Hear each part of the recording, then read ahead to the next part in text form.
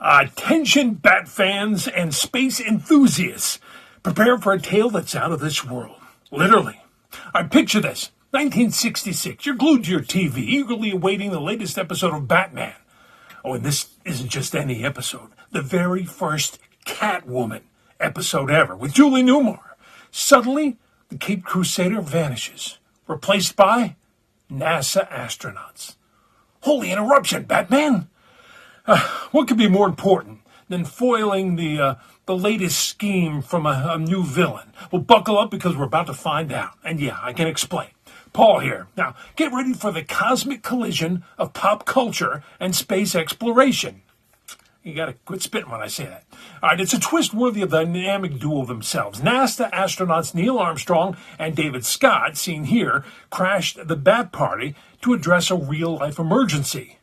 This just wasn't any space mission. It was Gemini 8, a crucial step toward the moon landing that would make Armstrong a household name just 3 years later. As Batman and Robin were preparing to face off against Catwoman and her tiger, Armstrong and Scott were facing a far more serious situation, 350 miles above the Earth. The mission had started smoothly with a successful docking, the first ever in space, but then suddenly things went sideways. Literally. Spaceship began to spin uncontrollably, reaching a dizzying rate of 1 rotation per second. Doesn't sound like a lot, but it was. This wasn't part of the script, no. With their fuel rapidly depleting and the risk of blacking out looming for the astronauts, our real-life heroes had to think fast. Armstrong, proving he had the right stuff long before stepping onto the moon, made a crucial decision. Yeah, it was to use the re-entry thrusters to stabilize the craft. Now, as viewers across America sat on the edge of their seats, wondering if Catwoman would finally get the upper hand, ABC, it cut to a news bulletin. Yeah, imagine the shock when instead of Adam West's campy capers, they saw 2 astronauts fighting for their lives in the cold vacuum of space. The reaction? Well, let's just say it wasn't quite what NASA hoped for. I have that coming up.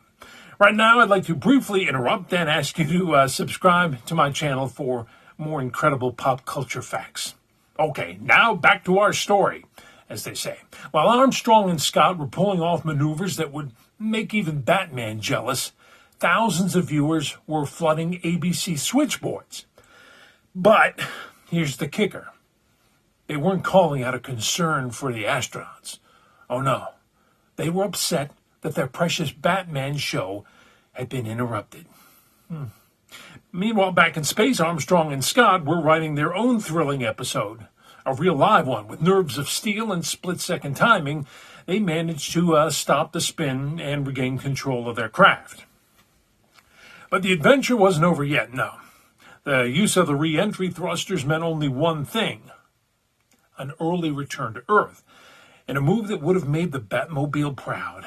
Gemini 8 splashed down in the Pacific Ocean just 10 hours and 41 minutes after launch. Shortest manned space mission in the history of space missions. As the credits roll on this incredible tale, we're left to ponder the collision of 2 worlds. The fantastical realm of Gotham City and Catwoman, and the real very dangerous frontier of space exploration.